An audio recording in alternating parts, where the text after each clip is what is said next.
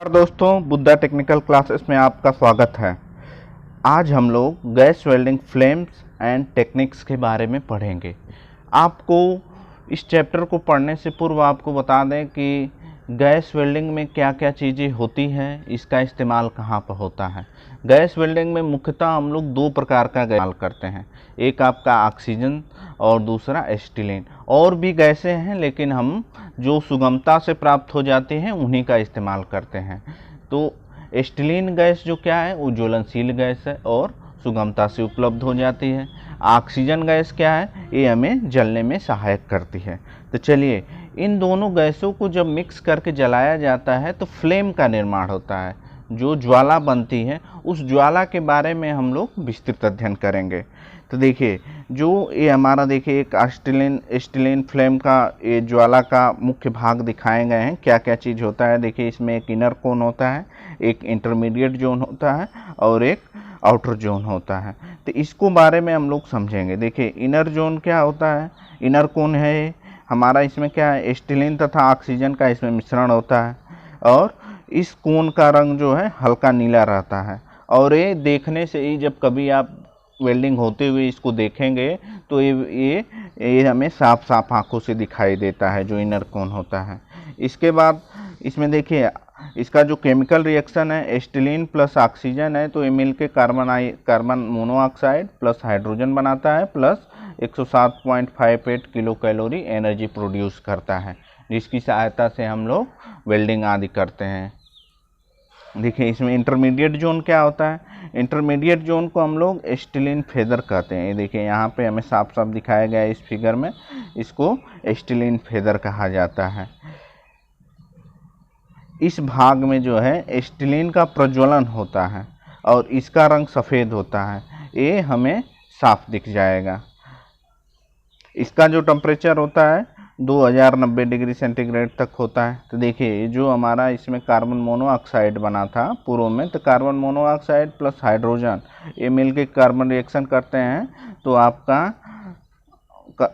Carbon dioxide बनता है plus वाष्प H2O बनता है, तो वो वाष्प जो है वो जल बन के उड़ जाता है। चलिए आउटर जोन में क्या होता है हम देखते हैं। ये फ्लेम का सबसे बाहरी भाग होता है।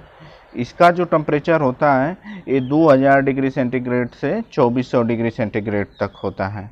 ये चीज़ को जानते रहिए, यानी कि जो सबसे ज़्यादा टेम्परेचर है वो आपके इनर कोन पे होता है।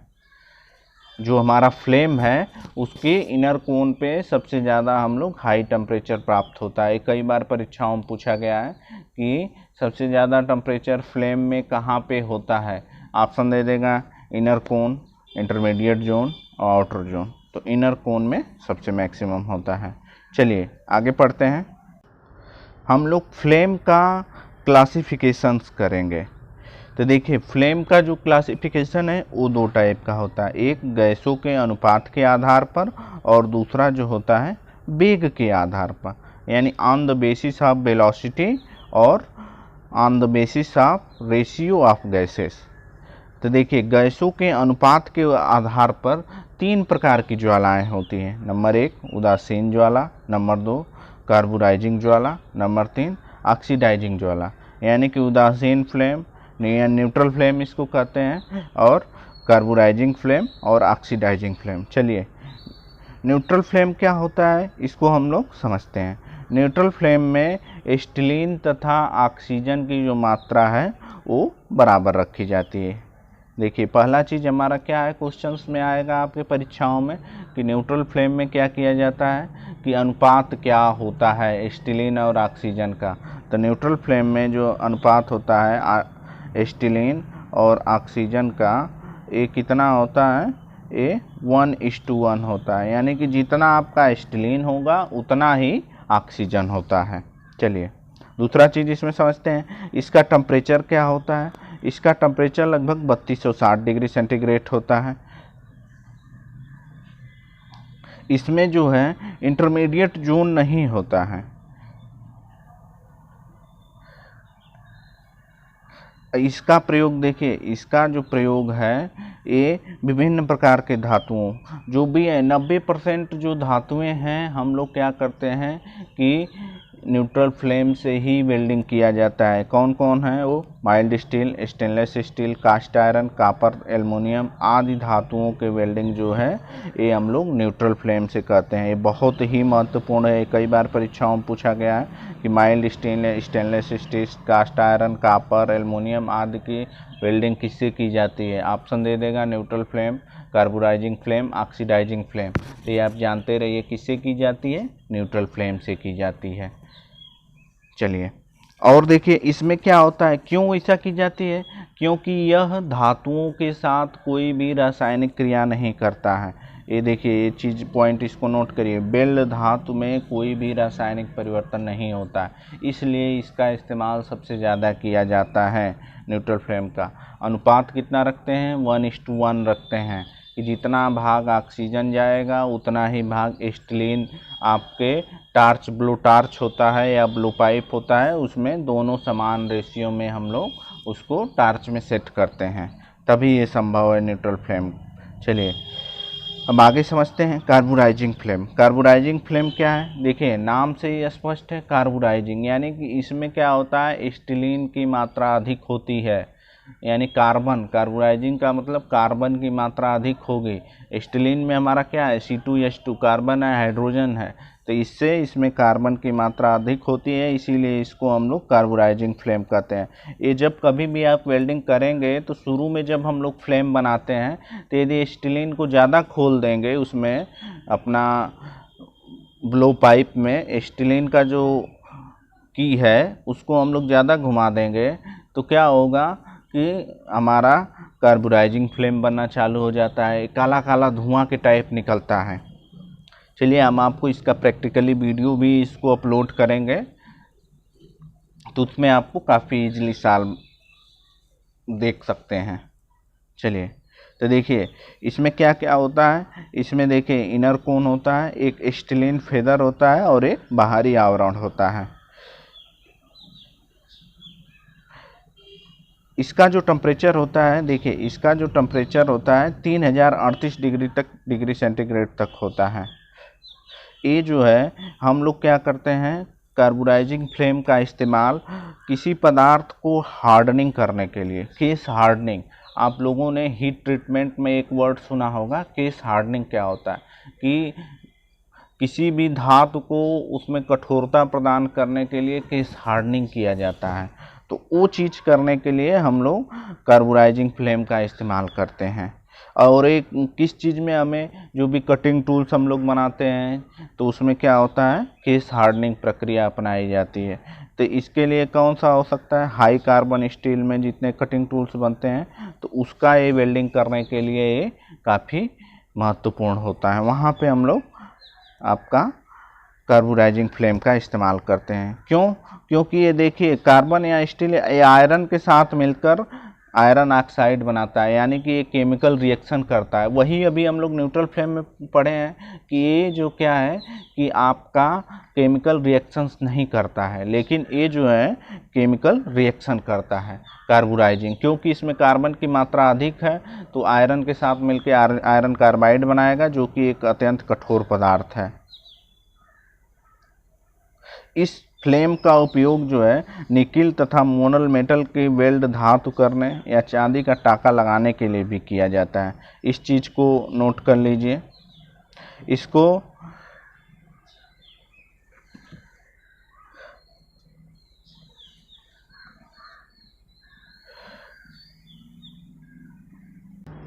कठोरता प्रदान करने के लिए इस्तेमाल किया जाता है। चलिए अब आगे समझते हैं ऑक्सीडाइजिंग फ्लेम। ऑक्सीडाइजिंग फ्लेम क्या होता है कि देखिए नाम से ही स्पष्ट है कि ऑक्सीजन, ऑक्सीडाइजिंग का मतलब ऑक्सीजन, इसमें क्या होता है आपका ऑक्सीजन की जो मात्रा होती है वो अधिक होती है, इसलिए इसका नाम क्या हम लोग रख दिए हैं, ऑक्सीडाइजिंग फ्लेम। इसका क्या है कि इनर कोन की लंबाई जो है न्यूट्रल फ्लेम के भीतरी कोन की लंबाई से कम होती है। ये समझिए इस चीज़ को कि जो न्यूट्रल फ्लेम में एक कोन बनता है, इसमें ऑक्सीडाइजिंग फ्लेम में एक कोन की लंबाई घट जाएगी, इनर कोन की। और इसका रंग नीला होता है। जलते समय यह शोर करेगा। जब भी ये आप वेल्डिंग करेंगे तो न्यूट्रल फ्लेम और ऑक्सीडाइजिंग फ्लेम और कार्बोनाइजिंग फ्लेम तीनों का जो साउंड है, एक तरह से आवाज़ है, वो अलग आती है। इसका जो है आवाज़ क्या है, काफ़ी शोर करता है, सूं करके, यानी कि ऑक्सीजन जो है काफ़ी हाई प्रेशर पे भरा रहता है। आप लोग जान ही रहे होंगे कि 150 बार पर लगभग हम लोग क्या करते हैं, ऑक्सीजन सिलेंडर को भरा रहता है। वहीं आपका स्टील सिलेंडर है वो 15 बार पर ही भरा रहता है। जो उसका प्रेशर होता है तो 15 बार पर ही होता है। इसका प्रेशर जो है काफ़ी हाई होता है। तो जब प्रेशर से निकलेगा तो कॉमन सी बात है कि आवाज़ करेगा। तो ये देखिए, इसका जो टेम्परेचर है ये 3480 डिग्री सेंटीग्रेड तक होता है। देखिए, ऑक्सीजन की अधिकता के कारण ये वेल्ड धातु के ऑक्सीकरण होने की प्रबल संभावना रहती है, इसलिए इसका हम लोग ज़्यादातर इस्तेमाल नहीं करते हैं, क्योंकि इसमें केमिकल रिएक्शंस होता है। न्यूट्रल फ्लेम में केवल केमिकल रिएक्शन नहीं होता है, बाकी आपका कार्बोनाइजिंग फ्लेम में भी केमिकल रिएक्शन होता है और ऑक्सीडाइजिंग फ्लेम में केमिकल रिएक्शन होता है। स्टील के लिए इस फ्लेम का प्रयोग हम लोग नहीं करते हैं, क्योंकि उसमें ऑक्सीडाइजिंग हो जाएगा तो केमिकल रिएक्शन हो जाएगा, तो आपका उसका जो मैकेनिकल प्रॉपर्टीज़ है वो काफ़ी चेंज हो जाएगी। तो ये जानते रहिए। और सबसे ज़्यादा जो टेम्परेचर है इसी फ्लेम का होता है। कभी कभी क्वेश्चंस आते हैं कि सबसे ज़्यादा टेम्परेचर जो है किस ज्वाला का होता है। ऑप्शन दे देगा आपको oxidizing flame, carbonizing flame, neutral flame. तो आप लोग ऑक्सीडाइजिंग फ्लेम पे क्लिक करिएगा। चलिए, और इसका जो है हम लोग ब्रॉन्ज और ब्रास की वेल्डिंग के लिए करते हैं। इस चीज़ को आप लोग नोट कर लीजिएगा कि ऑक्सीडाइजिंग फ्लेम का वेल्डिंग किसके लिए किया जाता है, ब्रास और ब्रॉन्ज के लिए। यानी ये नरम धातुओं को वेल्डिंग करने के लिए, और जो क्या है जो ऑक्सीडाइजिंग नहीं होती हैं उनके लिए हम लोग इसका इस्तेमाल करते हैं। ये भी कई बार परीक्षाओं में पूछा गया है, तो इसको आप लोग नोट कर सकते हैं। चलिए आगे बढ़ते हैं। बेग के आधार पर जो हमारा फ्लेम का जो टाइप था, ये जो पहला टाइप हम लोग पूर्व में पढ़ चुके हैं कि अनुपात के आधार पर गैसों के, और दूसरा आप पढ़ेंगे बेग के आधार पर। बेग के आधार पर देखिए आपको जो है वो 3 टाइप में बांटा गया है, नरम फ्लेम, सख्त फ्लेम और डेटोनेशन फ्लेम। यानी कि जो हमारा ज्वाला निकल रही है वो कितने बेग से निकल रही है, इसीलिए इसको हम लोग डिपेंड करते हैं। वो क्या था, गैसों के खपत, यानी कि जो पहला हमारा था तो गैस का रेशियो कितना रखा जा रहा है, यानी खपत कितना हो रहा है, वो डिपेंड करता था। इसमें देखिए जो नंबर 1 जो है सॉफ्ट फ्लेम, इस फ्लेम का बेग जो है 10 से 15 मीटर प्रति सेकेंड होता है। यही फ्लेम अधिकतर कार्यों में प्रयोग की जाती है, और इस बेग पर जो धातु जो है आसानी से पिघलती है और वो आसानी से वेल्डिंग होता है और वेल्ड होकर सुंदर बीड बनाया जाता है।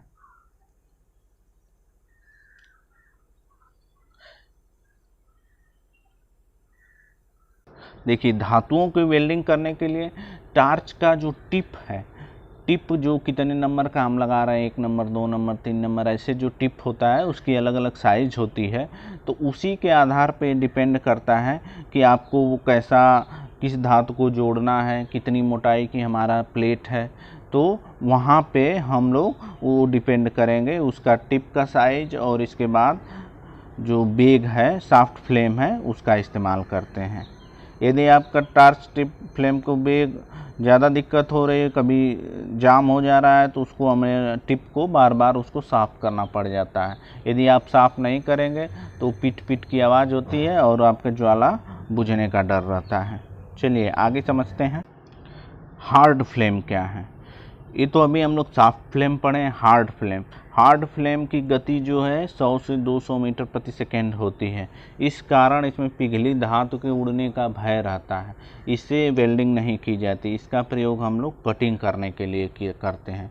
इस चीज़ को जानते हैं। देखिए, आपके परीक्षाओं में कई बार पूछा गया है सॉफ्ट फ्लेम और हार्ड फ्लेम। इसका जो है ये सॉफ्ट फ्लेम का क्वेश्चन पूछता है कि सॉफ्ट फ्लेम का बेग कितना होता है, तो ये ऑप्शन बस याद कर लीजिए, एकदम टू द पॉइंट, 10 से 15 मीटर पर सेकेंड।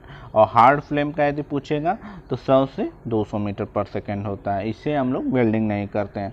95% यदि क्वेश्चन देता है तो वो सॉफ्ट फ्लेम का देता है, तो बस वो चीज़ आपके दिमाग में होना चाहिए। डेटोनेशन फ्लेम क्या है? इस फ्लेम का उपयोग वेल्डिंग में करना असंभव है, क्योंकि इसका जो है वेग बहुत अत्यधिक होता है, आवाज़ बहुत आती है, इसीलिए डेटोनेशन फ्लेम का हम लोग इस्तेमाल नहीं करते हैं। चलिए कुछ देखिए जो फ्लेम है उनका टेम्परेचर्स है, उनको हम लोग समझते हैं। जैसे आपके बहुत ज्वलनशील गैसें हैं, कौन कौन से देखिए आपके ज्वलनशील गैसें हैं। नंबर तो एक ऑक्सी एसिटिलीन हो गया, एसिटिलीन आपका ज्वलनशील गैस है। ऑक्सी कोल गैस यानी कोयला होता है और उसमें ऑक्सीजन, कोल गैस होती है और ऑक्सीजन होता है, तो इसकी सहायता से हम लोग वेल्डिंग कर सकते हैं। ऑक्सी हाइड्रोजन गैस भी होती है, ऑक्सी ब्यूटेन, ऑक्सी प्रोपेन, वायु एसिटिलीन, तो ये चीज़ें हैं। तो देखिए जो सबसे ज़्यादा टेम्परेचर होता है वो ऑक्सी एसिटिलीन गैस का होता है। उसका टेम्परेचर कितना होता है? 3100 से 3200 डिग्री सेंटीग्रेड होता है। तो ये लौह व अलौह धातुओं की वेल्डिंग, कटिंग, गाउजिंग, स्प्रेइंग तथा हार्ड फेसिंग में इस्तेमाल होता है। ऑक्सी कोल गैस जो क्या है, देखिए पानी के नीचे स्टील की कटिंग व सिल्वर सोल्डरिंग के लिए हम लोग इस्तेमाल करते हैं। ऑक्सी हाइड्रोजन गैस, हाइड्रोजन भी आपका ज्वलनशील गैस है, तो पानी के नीचे स्टील वेल्डिंग, कटिंग व ब्रेजिंग। ऑक्सी ब्यूटेन गैस है तो स्टील कटिंग के लिए हम लोग करते हैं। ऑक्सी प्रोपेन स्टील कटिंग के लिए। वायु एसिटिलीन है तो प्री हीटिंग व ब्रेजिंग तथा सोल्डरिंग के लिए करते हैं। इनका टेम्परेचर भी दिया गया है। तो जो सबसे ज़्यादा है टेम्परेचर जो है 3100 से 3200 डिग्री सेंटीग्रेड है, और अधिकतर हम लोग ऑक्सी एसिटिलीन गैस का ही प्रयोग करते हैं, क्योंकि ये सुगमता से उपलब्ध हो जाती है। तो सभी दोस्तों से निवेदन है कि इस वीडियो को आप लोग देखिए अच्छे तरीके से और समझिए, और इसको नोट्स भी बनाइए अपना, और मुझे आशा है कि यदि आप ऐसा करते हैं तो सफलता आपका कदम चूमेगा। धन्यवाद। आपका दिन शुभ रहे।